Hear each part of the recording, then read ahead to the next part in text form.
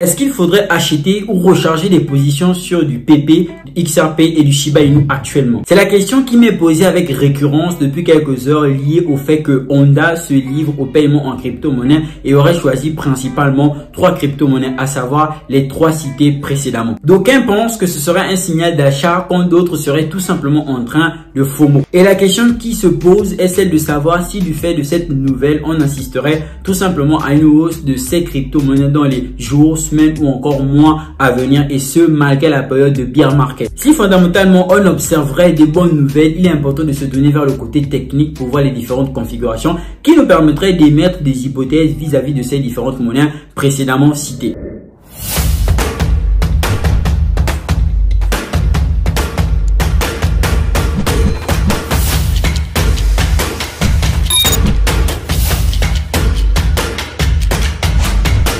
Bienvenue sur Crypto, si je te parle de crypto-monnaie, de révolution qu'apporte la blockchain dans le secteur économique. Donc, si c'est une thématique qui t'intéresse, je t'invite à bien vouloir t'abonner en activant la cloche de notification pour ne rater aucune prochaine vidéo qui paraîtra sur la chaîne. Avant de commencer cette vidéo, je t'invite à bien vouloir lâcher un pouce qui va beaucoup participer au référencement de la chaîne de par YouTube, et pas mal de personnes seront touchées davantage, ce qui permettrait à la communauté d'être tout simplement développée. Ainsi, on pourrait aider pas mal de personnes encore qui se questionneraient sur des questions relatives à la blockchain de crypto-monnaie qui peut-être auraient déjà été répondues sur cette chaîne de par les 260 vidéos qui y sont. Alors la team, nous sommes sur le graphique du XRP qui est tout simplement très intéressant, mais avant de le critiquer, on va potentiellement aller sur l'article qui fait l'objet de cette vidéo. Shiba Inu, Ripple, PP, Honda s'ouvre au paiement en crypto-monnaie. Le constructeur Honda a annoncé qu'il acceptait désormais les paiements en crypto-monnaie pour ses voitures, motos ou autres produits. Cela se fait grâce à un partenariat avec FCF Pay et quelques meme coins sont dans la liste. Alors, quelle crypto-monnaie utiliserez-vous désormais pour acheter une voiture ou une moto chez Honda? Annoncé en fin de semaine dernière par Honda, la nouvelle marque un tournant dans la stratégie de la marque. Les personnes intéressées par les voitures, motos ou autres matériels proposés par Honda peuvent désormais faire des achats en crypto-monnaie. Le service de paiement FCF Pay, partenaire du projet, a publié la liste complète des crypto-actifs acceptés. Outre les 3 cryptos précédemment cités, on pourrait ajouter du Bitcoin, de l'Ethereum et du Binance Coin, en l'occurrence du BNB, la crypto-monnaie de Binance. Rappelons tout de même qu'en ce qui concerne ce genre de partenariat, nous ne sommes pas à une première, en ce sens où, de par le passé, que ce soit en 2022 ou l'antépénultième année, soit 2021, on a assisté à des partenariats. Ainsi, lorsque Shiba Inu a eu à prendre de la valeur en termes de performance, en termes de statistiques, pas mal de partenariats eurent été signés. C'est pas pour autant que le prix s'est encore envolé davantage, en ce sens où on quittait justement le bull market pour le bear market. Les partenariats, ça reste toujours très intéressant pour l'évolution d'un projet, mais ça ne garantit pas un signal d'achat, ça ne garantit pas quelque chose qui devrait susciter de l'engouement, vu que si on dit partenariat, ça sous-entend que 2 parties vont potentiellement s'allier autour de certains engagements, et si les engagements ne sont pas respectés, il peut y avoir rupture de partenariat. On l'a vu avec plusieurs projets. Donc, quand on voit ce genre de nouvelles, il faut d'abord avoir la tête sur les épaules. Lorsque Google fait par exemple un partenariat avec Polygon, on sait que Polygon va devenir validateur chez Google. C'est très important, c'est très intéressant pour l'adoption des crypto-monnaies, de la blockchain en général en termes de technologie. Mais il faut toujours rester lucide et vous dire que si arrivé, il faut assister la chose de très près et surtout ne pas oublier la réalité dans laquelle nous sommes actuellement, celle du bear market. Et donc tout de suite, on va se tourner dans le graphique du XRP. Et on va se rendre compte que pour le XRP, de 2020 à 2023, on a un graphique qui est assez intéressant, qui peut être interprété de plusieurs manières. À partir d'ici, on se rend bien compte qu'en 2021, on avait pratiquement eu au début d'achat, donc un gros signal d'achat qui justement de 2020 à 2021 constituait principalement la période du bull market. Et donc là, on a eu un XRP qui est allé jusqu'à 1000% en 427 jours. C'était tout simplement très intéressant avec un volume en termes de transactions s'élevant tout simplement à 300 milliards de dollars. Donc là, c'était le bull market. Tout partait tout simplement en vrille. On peut investir dans un projet à 1000 $. Le lendemain, se réveille, ce projet est tout simplement à 10 000 $. Bref, pour les gens qui n'ont pas encore vécu le bull market ou qui n'ont pas assisté à la sortie du bull market, vous pouvez pas nécessairement savoir ce que ça fait, mais c'est tout simplement une période assez intéressante qui suscite de l'engouement et on voit vraiment que l'investissement qui avait été fait dans le bear market paye vraiment, et c'est vraiment pendant ce bear market qu'on peut pas le bull market. Et ça, il faudrait que vous gardiez ça à l'esprit. XRP qui est quitté de 0,01 à tout simplement $1. Ça a été très intéressant en termes de prise de valeur pour les personnes qui, une fois de plus, avaient préparé le bull market, depuis cette période-là. Cette période ici présente, cette période de baisse. Donc, vous voyez que ici, après le prix, il était tout simplement reparti. Et donc, à ce niveau qu'il a corrigé, avant de remonter, c'est important de le mentionner, vu que ce mouvement va potentiellement nous permettre de connaître les zones clés dans lesquelles on pourra vendre. Car en réalité, on n'attend pas vendre au dernier niveau, non. On pourra potentiellement vendre de façon graduelle en fonction des différentes zones ayant été touchées précédemment. C'est très important de le rappeler parce qu'il y a des personnes qui vont potentiellement investir dans un projet et ils ne sauront pas quand vendre. Ils se diront, bon, moi je vais venir vendre ici, là d'accord. Et donc ils se diront, non, peut-être que ça ira encore un peu plus loin. Alors que là, si quelqu'un avait pensé comme ça, nous sommes en 2020. En 2021, ça pump ici considérablement, c'est le bull market. Et donc si quelqu'un se disait, bon, moi j'attends encore que ça revienne tout simplement et que ça ait et donc si quelqu'un se disait, moi j'attends que ça aille encore un peu plus loin, vous aurez une compte qu'après, ça a été tout simplement la vente. Et donc cette vente ici a matérialisé quoi? D'ailleurs une consolidation baissière. Là on avait un support qui était très clé. Support qui était très significatif, qui a été touché à plusieurs impacts. Certainement ce dernier impact qui était très significatif, qui a perforé, qui a cassé le support que l'on avait ici, qui était un support de prix très intéressant, non seulement dans cette période-là, mais dans les périodes précédentes à celle-ci. Et donc là, c'était vraiment la confirmation de la consolidation baissière. Donc là, on avait un XRP qui se négocie ici à 1,19 avant de chuter tout simplement à 0,8 et boum, jusqu'au prix qu'on lui reconnaît ici quelque part là, avant tout simplement de continuer son cours mai 2022. Et donc, nous sommes entrés ici dans une certaine zone d'accumulation en 2022, comme vous pouvez le remarquer.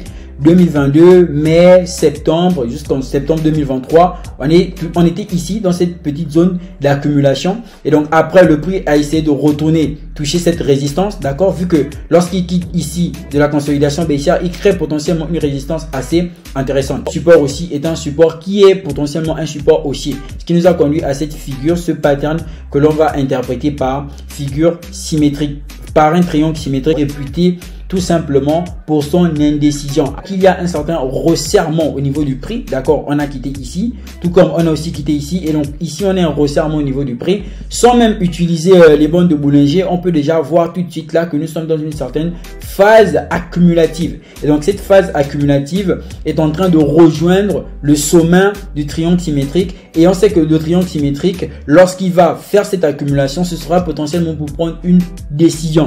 Et la décision que l'on attend potentiellement pour les personnes qui sont basées sur le long terme serait quoi? Une impulsion haussière qui potentiellement prendra plusieurs semaines, plusieurs mois, en ce sens où il faudra prendre en compte les réalités relatives à 2024 et bien celles aussi relatives à 2025 qui nous propulseraient probablement vers un bull market. Critiqué là actuellement, c'est que nous sommes dans une période qui serait décisive sur le XRP. Je pense que le XRP est une crypto-monnaie qu'il ne faut pas prendre dans le sens de l'enrichissement, plus comme une crypto-monnaie de banque qu'une crypto-monnaie en réalité. Car la réalité de la crypto-monnaie sur le XRP, on ne peut pas réellement dire que c'est une réalité qui est observée en ce sens de décentralisation et de sécurité, mais aussi de scalabilité. D'ailleurs, c'est parce qu'on a des questions sur la nature d'accord du XRP et potentiellement des services proposés par Ripple que ça a entraîné tout simplement ce qu'on appelle aujourd'hui le procès avec la SEC. Tantôt X serait gagné, tantôt X serait perdu, mais on voit qu'il y a toujours des appels, l'affaire est toujours conduite en justice, tellement c'est devenu fatigant qu'aujourd'hui le XRP, moi je me dis que c'est pas une crypto-monnaie qu'il faudrait prendre comme étant une monnaie qui va vous rendre ultra méga millionnaire. Non. Actuellement, quand on parle de XRP, on va plus parler d'apport technologique, on va plus parler d'utilisation de la blockchain. C'est juste comme ça qu'il faudrait le voir. Et donc là encore, ça peut encore être relativisé, mais moi c'est comme ça que je le vois. Je vois plus XRP comme étant une utilisation pour montrer que il y a la possibilité d'utiliser les services de la blockchain de façon générale et non de façon spéculative. Donc le XRP ne serait pas pris par exemple au niveau spéculatif comme étant du Shiba Inu ou encore comme étant du Baby Doge. D'accord, c'est carrément pas le même niveau. On est plus sur un cas d'utilisation pour le XRP que sur un cas spéculatif que lorsque c'est sur du Shiba Inu ou encore du Baby Doge Coin. Après, Shiba Inu actuellement est en train d'essayer de proposer des choses en ce sens où le Shiba Rum est sorti, mais c'est pas parce que le Shiba Rum est sorti et que ça fasse du Shiba Inu un layer 2 qu'on va pour autant considérer aujourd'hui le Shiba Inu comme étant une crypto-monnaie avec une vocation assez intéressante, vu que même actuellement c'est toujours considéré comme étant un projet meme coin dans les différentes catégories par les différentes plateformes. Donc vous voyez que ce sont des choses qui prennent du temps, et en fonction du fait que ça prenne du temps, il ne faudrait pas tout de suite FOMO face aux nouvelles que vous allez remarquer dans le marché. Donc voici ce qu'on peut dire pour le XRP. Nous sommes à une période assez intéressante, c'est décisif. Ce niveau de support qui a été très significatif avant, on peut toujours l'allonger ici, et donc vous voyez que aussi longtemps que nous sommes en dessous de celui-ci, on ne peut pas réellement parler d'une tendance haussière. Vous voyez que même dans les bandes de Bollinger ici, nous sommes tout simplement dans une phase accumulative, mais une accumulation qui est en dessous de la ligne d'intégration des bandes de Bollinger, donc c'est la moyenne mobile de bandes de Bollinger. Et donc vous voyez que là c'est un niveau qu'il faut observer, c'est un niveau qui est clé, et c'est très décisif parce que ça va dépendre des différentes nouvelles sur le XRP pour pouvoir dire ou prédire un mouvement, et vu que le trading ne serait une fois de plus ici qu'une émission de plusieurs hypothèses. Le Shiba Inu, ça n'a pas plus avancé que la vidéo précédente sur l'analyse technique que j'ai eu à faire en ce qui concerne ce sujet. En l'occurrence, ce mouvement qui est purement baissier, d'accord, qui nous formerait un biseau. Et donc là, on avait potentiellement la prévision, sinon la prétention d'attendre un double bottom, qui tout simplement, cette figure nous permettrait d'avoir un retournement haussier qui nous permettrait minimum d'aller retoucher la barre de 4,0 après la virgule 10, ce qui serait un peu significatif compte tenu du fait que l'on est chuté jusqu'à 5,0 après la virgule 7. Et donc là, il y a ce mouvement qu'on observe. Donc là, le scénario le plus probable serait qu'il fasse ceci. Et donc, une fois de plus, comme le XRP, ça va aussi dépendre des apports, ça va aussi dépendre de mouvements au niveau fondamental. Est-ce qu'il y a des adoptions? Est-ce qu'il y a des nouvelles qui sont assez intéressantes, ce qui permettrait tout simplement qu'il y ait un mouvement acheteur. Et donc là encore, nous sommes très loin sur le Shiba Inu, nous sommes très loin de son niveau performant. D'accord, son niveau performant était potentiellement ici 4,7. Donc nous sommes vraiment très loin. Donc il n'y a vraiment pas de quoi s'acharner et vous dire que oui, Shiba Inu va exploser dans les mois à venir, dans les jours à venir de façon considérable. Il va rouler 10 ou 15 euros. Bref, tout ce que vous voyez sur YouTube, c'est vraiment pas le moment. C'est vraiment pas le moment aussi de FOMO. Ils sont en train de peiner à dépasser ce niveau-là, en l'occurrence revenir ici, toucher ce qui nous servirait de ligne de coup, potentiellement ce qui sert de zone assez intéressante. Donc aussi longtemps que nous ne sommes pas repassés au-dessus de cette résistance du canal hebdomadaire, bah sur le Shiba Inu, il ne faut pas vraiment espérer grand-chose. Alors sur un court terme, ça sous-entend que si on revient ici au niveau de cette zone-là, sur un court terme, on pourrait potentiellement engendrer 20 à 30%. C'est pas impossible, 20 à 30%.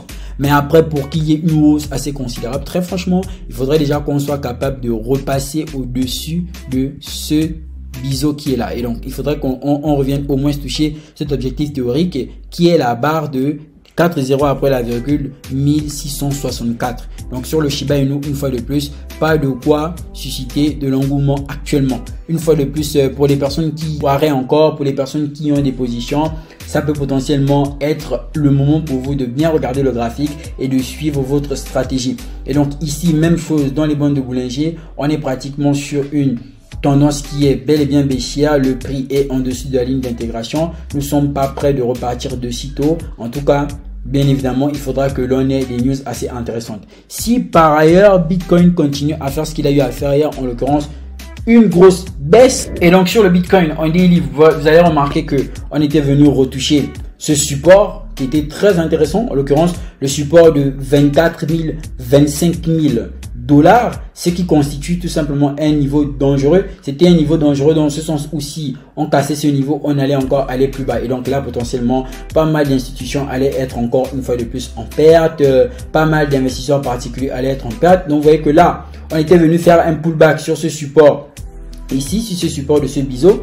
Donc on était venu faire un pullback, on a fait un pullback, on est redescendu encore ici parce que vous voyez que là, c'est juste des mèches de liquidité qui avaient impacté ce support de 24 à 25 000 dollars. Donc là, on était réellement venu le toucher avant d'observer une hausse qui nous a fait passer à nouveau au-dessus de ce support du biseau là, ce qui est intéressant, pas mal.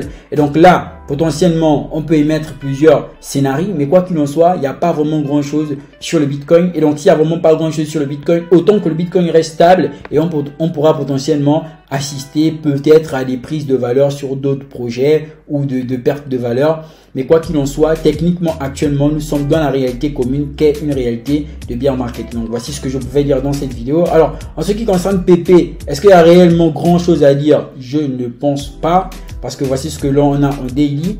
Et donc en weekly, nous sommes pratiquement sur ça. Je vois pas comment vous pouvez commenter vous ce graphique. Mais en tout cas, perso, je trouve qu'il y a vraiment rien à dire. Si la vidéo t'a plu, n'oublie surtout pas de liker, commenter et partager. On se retrouve très bientôt dans une nouvelle prochaine vidéo. C'était Risk Crypto. Peace out.